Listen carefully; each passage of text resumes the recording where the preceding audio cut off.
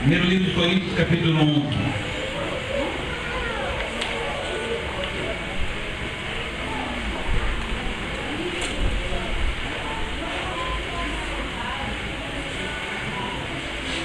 A partir do verso 23.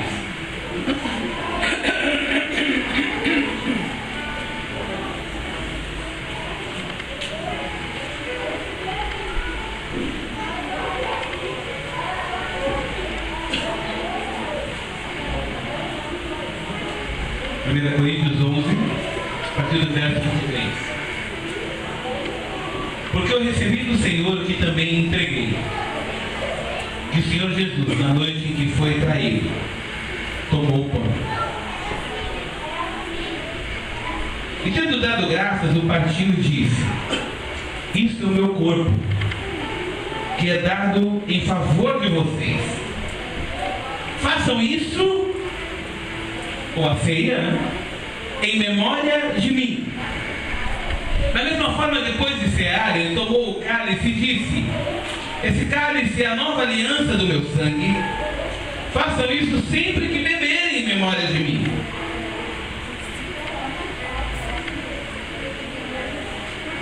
Porque sempre que comerem desse pão e beberem desse cálice, vocês anunciam a minha morte até que venha.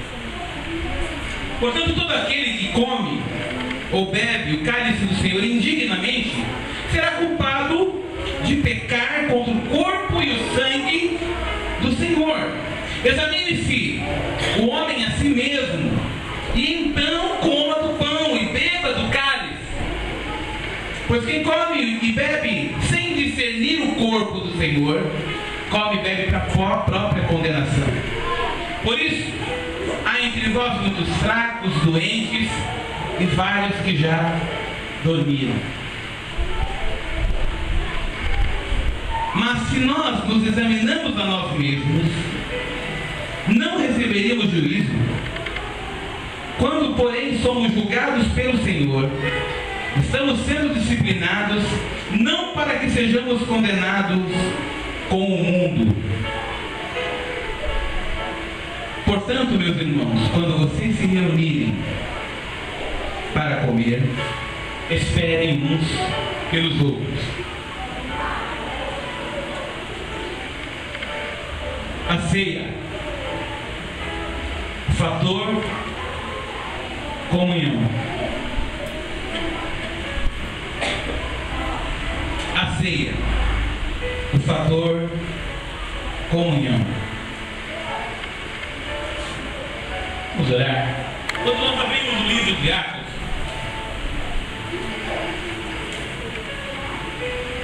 se nós vemos no capítulo 2, existe um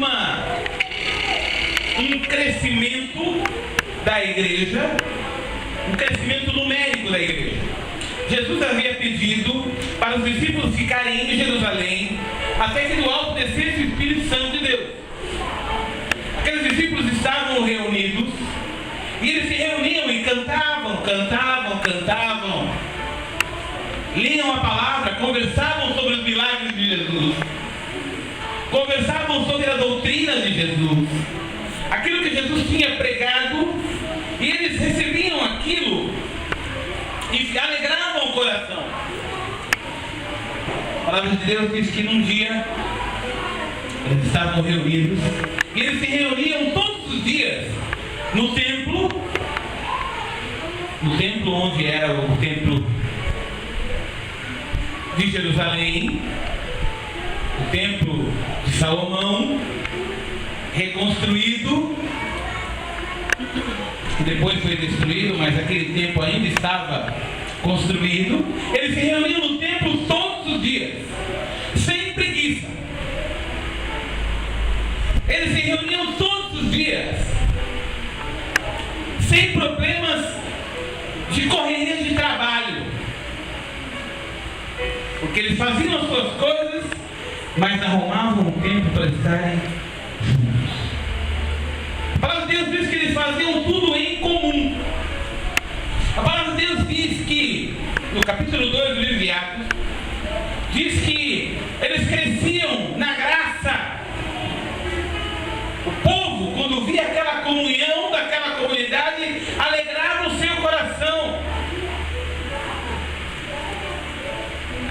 aí a formação da igreja do Senhor Jesus. Nesse momento, por ordem expressa do Senhor Jesus, nasce a igreja local. Ali, no Pentecostes, no templo e nas casas, nasce a igreja local. O que você entende, irmãos? É a necessidade que nós temos de estarmos reunidos e juntos. Precisamos uns dos outros. Quando nos afastamos um pouquinho, sentimos a dificuldade que é estar fora do corpo. Talvez as coisas andem tudo bem, irmão, mas esse lugar faz muita falta. O que acontece aqui dentro faz muita falta. Falei isso, irmãos, para mostrar que a igreja tinha que estar reunida. Quando nós lemos o texto de Coríntios 11, já havia uma igreja formada, a igreja de Coríntios. Já havia uma igreja local formada, que se reunia de maneira formal, como igreja, com liderança, e a igreja estava reunida. Paulo agora ensina a igreja como fazer a ceia do Senhor. O Senhor havia feito a ceia com os apóstolos. Está lá em Mateus capítulo 26. Você começa a ver e ver que aquela prática da ceia, conforme Jesus tinha estabelecido, agora continuava na igreja. Agora continuava na igreja como um fator motivador. Irmãos, Jesus não estava mais presente. Jesus tinha subido ao céu. Algo precisava unir a igreja. Algo precisava trazer um fator de comunhão com a igreja. Jesus estabeleceu a ceia, o pão e o vinho.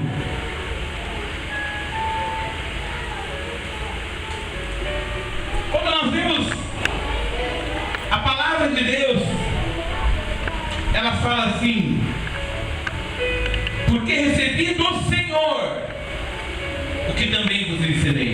A primeira coisa que a gente vê é que a ceia é uma ordenança, é uma ordem de Cristo para a igreja. Você não está aqui apenas porque você quer. Você está aqui porque você foi convocado pelo Senhor Jesus para estar aqui essa noite. Jesus te trouxe para cá para participar de uma cerimônia que Ele mesmo ordenou. Pastor, mas cerimônia, essas coisas aí, nem parece o Senhor falando. Você é contra essas coisas todas? Mas a ceia, irmão, é algo diferente. Há algo especial acontecendo nesse lugar essa noite. Há algo especial acontecendo nesse lugar essa noite, que é muito mais do que uma cerimônia. Jesus está aqui nesse lugar essa noite, e isso é muito mais do que uma cerimônia. O próprio Jesus está aqui essa noite e está dizendo para você algumas coisas que são especiais, irmão. Primeiro, que a ceia não é um simbolismo, ou apenas um simbolismo. A palavra de Deus diz que, eu vou trazer isso aqui para frente para ficar mais fácil, para mim não ter que ficar saindo da mesa a todo momento. Tendo dado graças, partiu o pão.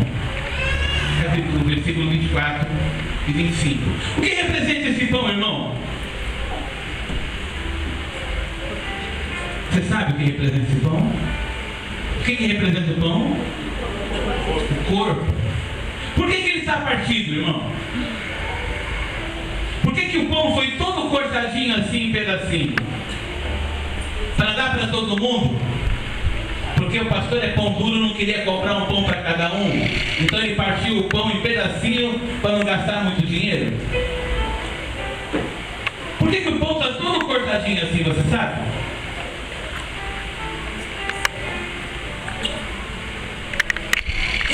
Porque assim como esse pão foi cortado, a carne de Jesus foi moída,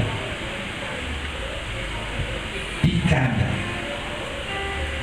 quebrada. Quando você participa desse pão e você vê esse montinho de pão,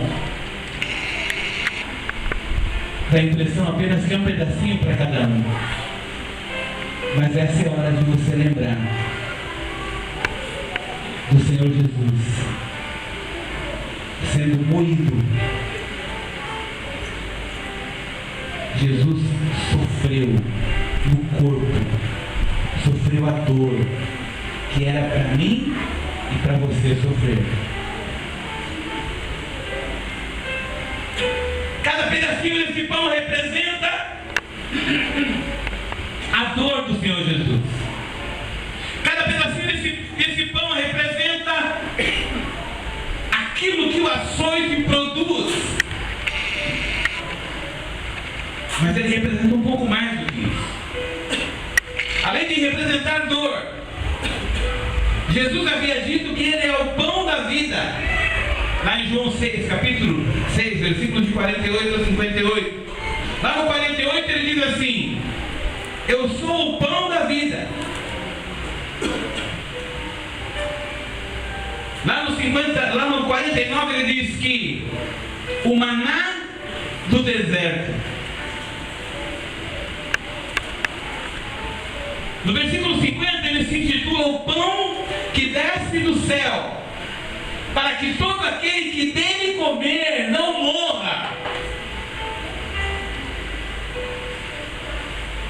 No versículo 51 ele diz que ele é o pão vivo que desceu do céu. Jesus é o pão vivo que desceu do céu. O que dele comer viverá eternamente. O pão simboliza suscito. O pão simboliza o. E eu tenho certeza que você precisa desse pão essa noite. Você precisa desse pão que alimenta. Você precisa desse pão que cura. Você precisa desse pão que transforma. Você precisa desse pão que enxuga a tua lágrima. Você precisa desse pão que traz o sustento, a resposta para a tua pergunta essa noite. Você precisa desse pão para conseguir resolver o problema na tua casa. Você precisa desse pão para que o milagre aconteça na sua família. Você precisa ser alimentado pelo pão do céu que nunca se acaba. Você quer esse pão essa noite? Você quer esse pão essa noite? Oh, irmão, esse pão está aos pedaços. Foi espicaçado o pão para que você pudesse receber um pedacinho dele. Um pedacinho. Quando nós olhamos o pão, nós olhamos o sacrifício. Quando nós olhamos o pão, nós enxergamos alguém que se doou, que se entregou, que se prestou ao escárnio público. Em contrapartida, apesar dessa entrega total, quantas e quantas vezes nós vivemos como se não precisássemos desse pão? Quantas e quantas vezes nós vivemos como se não precisássemos dele? Fazendo as coisas do nosso modo, fazendo as coisas do nosso jeito, fazendo as coisas com pouco caso, fazendo a obra de Deus relaxadamente.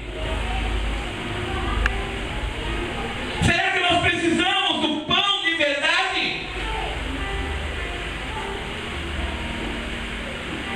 Será que nós estamos apenas participando de uma cerimônia? Eu sou do tempo, que já faz tempo, E que o dia de ceia era um dia especial. As pessoas faziam a barba, todas, colocavam as melhores roupas, paletó, gravata, vinha para a igreja, os hinos cantados eram hinos de alegria, lembrando do corpo, lembrando. Havia muita música, muita música, muita música. Havia um momento de arrependimento, de quebrantamento. Mas sabe, irmãos, as pessoas entravam de manhã na igreja, em pessoal dominical às 8, saíam 11h30, 1h voltava para o ensaio do conjunto, do bolo, voltava às 3, 5h vinha para a igreja para orar,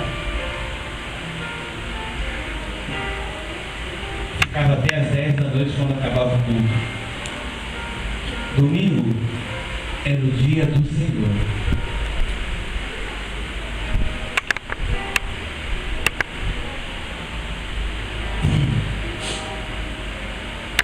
Hoje o domingo é o dia de quem? Para quem você está entregando o domingo?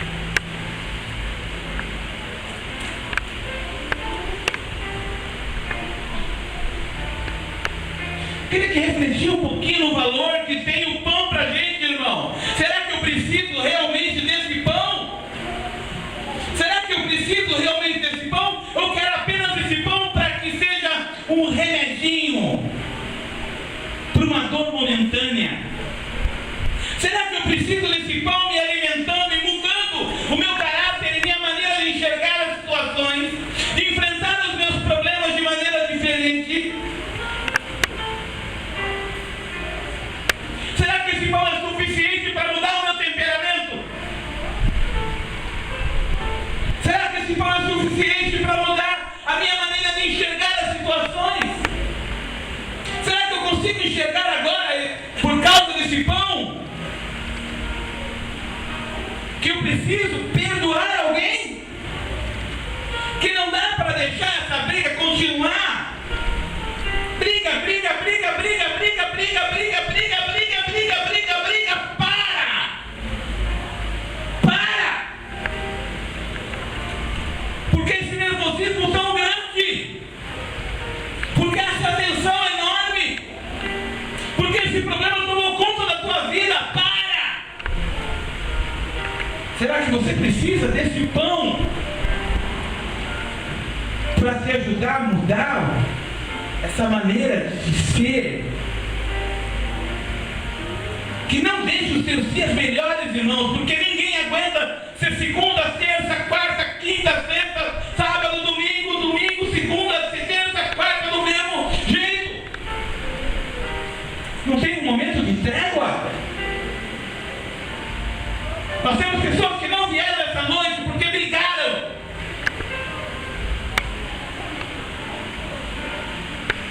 Nós temos pessoas que não vieram nessa noite porque não quiseram tomar a ceia, porque acham que se encontram em pecado e não querem se consertar.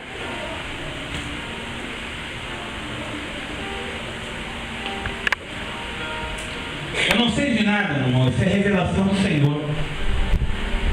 Quem me telefonou dizendo que essas coisas ninguém liga para o pastor para dizer.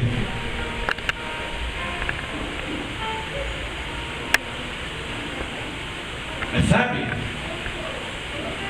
se você veio para esse lugar essa noite, tem esperança para você. Porque esse pão alimenta, esse pão muda, esse pão transforma, esse pão resolve problemas que são intransponíveis. Irmão, eu não estou falando para você que quando esse pão entrar na sua boca, ele vai virar alguma coisa especial, vai te dar um superpoder. Não, irmão, ele é só pão. Mas se você pensar no sacrifício que Jesus fez por você, eu tenho certeza que o Espírito Santo não vai deixar você sair igual daqui. Se você pensar um pouquinho do sacrifício que Jesus fez por você, Você não vai mais deixar, porque, irmão, é impossível você olhar para essa bandeja e você não enxergar o pão vivo que desceu do céu.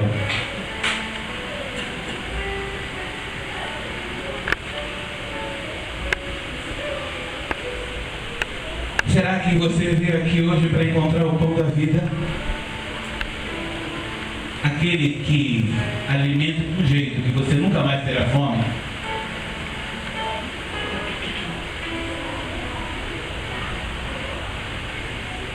Talvez você tenha vindo aqui para uma cerimônia e você não entenda o que significa bem o fator sangue.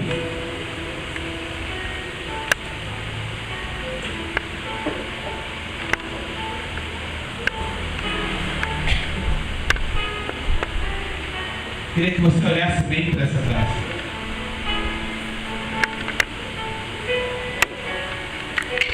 Queria que você olhasse bem para ela. Imagina gotas de sangue, de sofrimento do Senhor Jesus, por causa de você, enchendo essa taça. Gotas de sangue, de sofrimento, por causa de você. Essa taça era para ser o seu sangue, porque nós merecíamos sofrer. Porque vamos ser sinceros, irmãos, esse lugar aqui, essa taça, deveria ter o nosso sangue, porque nós fazemos ainda por merecer.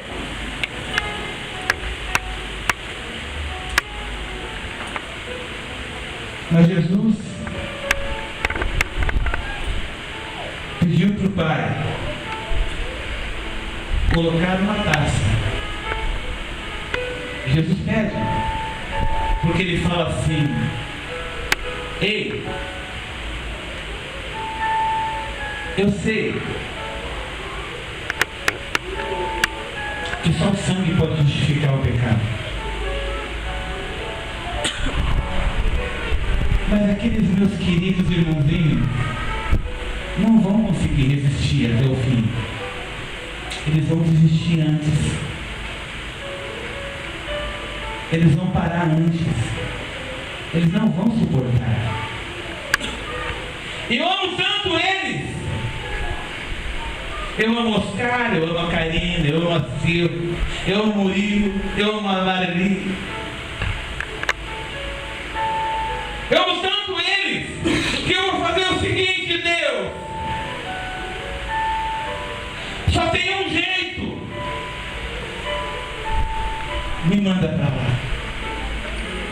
Eles não vão resistir. Para fazer o que o Senhor quer não tem jeito, sou eu. Manda para lá e pede para o Espírito recolher as gotas de sangue e derramar sobre a vida de cada um que desejar te amar. Ei, Deus, não esquece, Senhor. Como é seu nome, irmão? Não esquece que tem uma gota especial para Vanessa.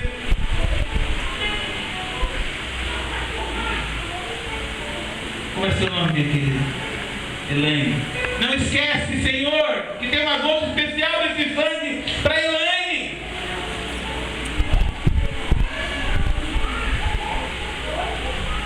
Sabe esse sangue que foi recolhido, irmão, na cruz do Calvário? Tem um destino, eu e você. Glória a Deus. Para mim. Quando eu olho para esse sangue, irmão, eu tenho que enxergar a morte de Jesus. E quando, irmão, eu recebo esse sangue, eu anuncio que eu recebi esse sangue de Jesus.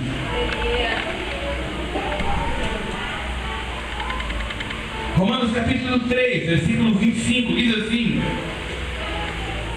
a quem Deus propôs o seu sangue como justificação mediante a fé, para manifestar a sua justiça, por ter Deus, na sua tolerância, deixar os pecados impunes pelo sangue. Por esse sangue, Deus perdoa os teus pecados.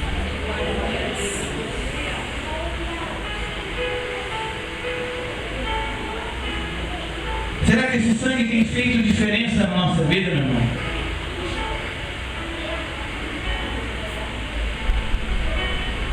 Será que esse sangue tem feito diferença na nossa vida?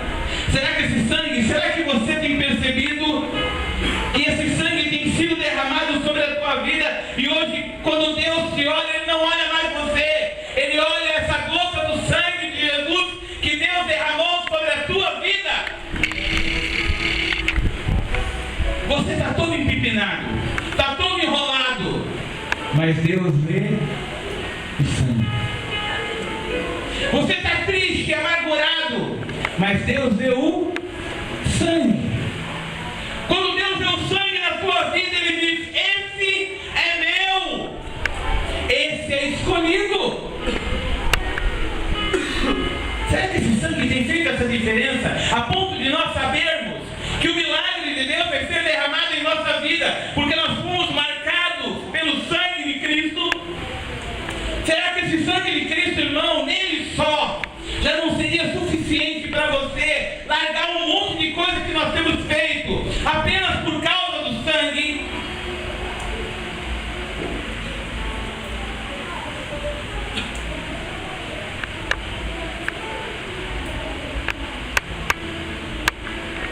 Em terceiro lugar, no versículo 27, diz assim: por isso aquele que beber o cálice do Senhor indignamente será réu do corpo e do sangue do Senhor Jesus. A ceia do Senhor é um ato sério, não é uma brincadeira. A ceia do Senhor é um ato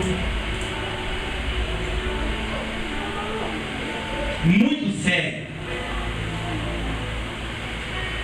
Você foi convidado a participar de uma mesa essa noite.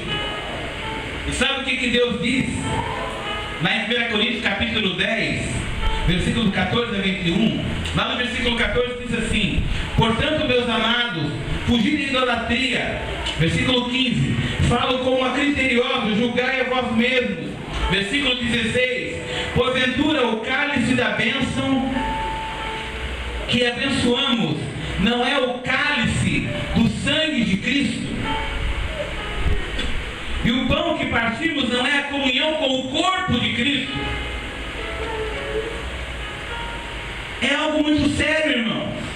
O fato de nós partirmos o pão e colocarmos nessa mesa é a comunhão, e significa a comunhão que você tem com o sacrifício de Jesus na cruz. Isso é muito sério, irmão. É o seu DNA espiritual. Nisso você prova, irmão, que Jesus faz a diferença na tua vida, porque o corpo de Cristo e o sangue de Cristo discernem quem é você. E porque o corpo de Cristo através do pão e o sangue de Cristo através do vinho mostram quem você é para o mundo. Anunciais a morte do Senhor até que Ele venha. Quando você toma o pão e você come, quando você toma o vinho e você bebe, você anuncia para o mundo: eu sou filho de Deus. Isso tem que fazer diferença amanhã, irmão.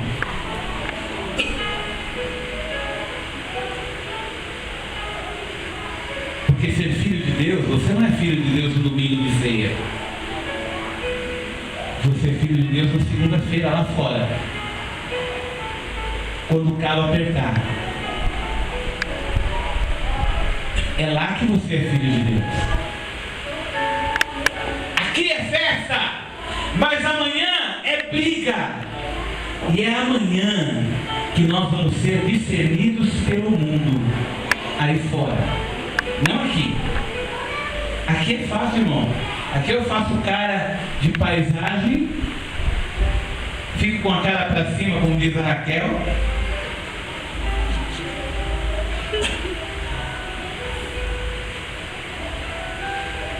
Toma ceia como se eu fosse crente. Mas amanhã, irmão, quando aquele cara entrar na tua frente e te fechar, quando ele passar o sinal vermelho e você olhar para ele e você levantar esse dedo, e agora não é mais o dedo de profeta, mas é o dedo do palavrão. Será que você vai estar lembrando do sacrifício do corpo e do sangue? Será que quando você chegar para almoçar na sua casa e o almoço não for aquilo que você gostaria, porque o resto de ontem azedou, aquele franguinho, aquele macarrão maravilhoso azedou, a maionese esqueceram fora da geladeira, aí quando chegar em casa você vai achar um zóio, um ovão com a gema bem mole, do jeito que você não gosta.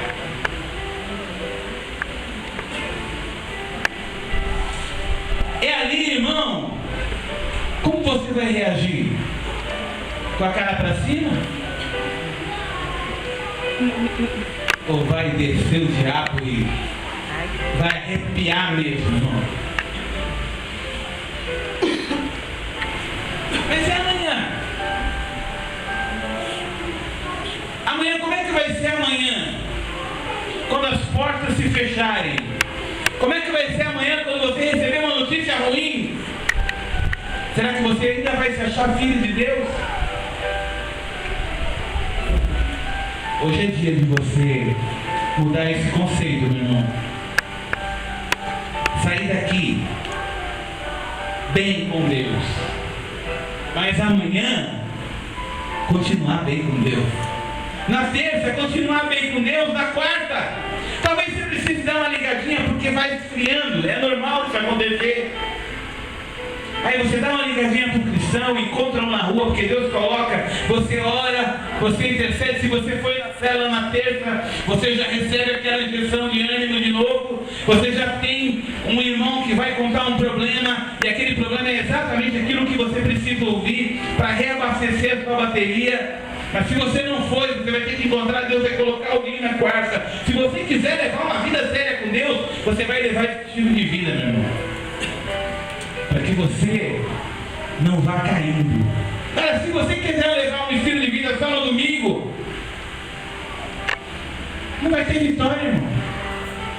A mesa te garante o acesso às bênçãos do Senhor, porque você está no colo do Pai. Mas quem vai permanecer na frente da mesa amanhã é você, meu irmão. Essa mesa você vai ter que levar com você na segunda, na terça, na quarta, na quinta e na sexta. Você está disposto a levar essa mesa durante a semana inteira? Para o seu trabalho, para a tua casa, para os seus vizinhos, para os seus relacionamentos, você levar essa mesa e dizer: eu sou filho de Deus, eu sou diferente. E aí, quando o calo apertar, eles vão olhar para o seu rosto e vão falar assim: meu Deus, era para ele estar destruído e ele está aí sorrindo.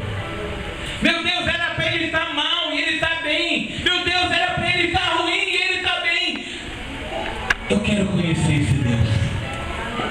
Quem é o Deus desse cara? Quem é o Deus dessa mulher? Eu preciso conhecer esse Deus, porque ele enfrenta as crises de uma maneira diferente. Ele enfrenta os problemas de uma maneira diferente. Eu quero esse Deus. Glória a Jesus. Só se faz isso se você levar essa mesa na segunda, na terça, na quarta, na quinta e na sexta. Se você deixar ela aqui hoje e for só uma cerimônia, não vai valer de nada, irmão. Para encerrar, fala de comer indignamente, sem discernir o corpo de Cristo. Se você faz as coisas de qualquer jeito, irmão, Se você não tem o desejo de obedecer, de amar o Senhor, de entregar o teu coração de verdade para Deus, e você toma ceia, a palavra de Deus diz que você come e bebe indignamente. Se você não tiver o desejo de mudança no teu coração, você bebe indignamente, porque você está mentindo para o corpo. E a Bíblia fala que você come e bebe para a tua própria condenação. Então, se você discernir hoje que você não quer levar essa vida a sério, coisa nenhuma, você não quer Deus droga nenhuma, porque amanhã vai ser a mesma porcaria, nem toma, irmão. Nem toma, porque você vai estar trazendo maldição para a tua vida. Agora, se você quer mudança de vida de verdade, mas ainda não conseguiu, você pode discernir o corpo de Cristo essa noite, dizendo assim para o Senhor. A Bíblia fala: examinai o homem a si mesmo e coma. Então é para você examinar e não ficar como está. Mudar o coração. Pede perdão hoje, agora. Não é para deixar para a ceia que vem, é para pedir perdão para o Senhor agora e tomar a ceia, querendo essa mudança. Senhor, eu estou gritando demais, eu não quero gritar mais. Senhor, eu estou humilhando demais, eu não quero humilhar mais. Senhor, eu estou falando palavrão demais, eu não quero falar mais. Senhor, eu estou fumando, eu ainda não consegui largar, Pai.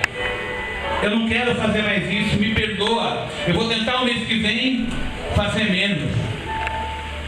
Discernir. É isso. É Deus ver a inclinação do teu coração e querer acertar. Como é que está a inclinação do teu coração? Essa noite é o momento de você refletir. Eu quero convidar os diáconos para estar vindo aqui na frente.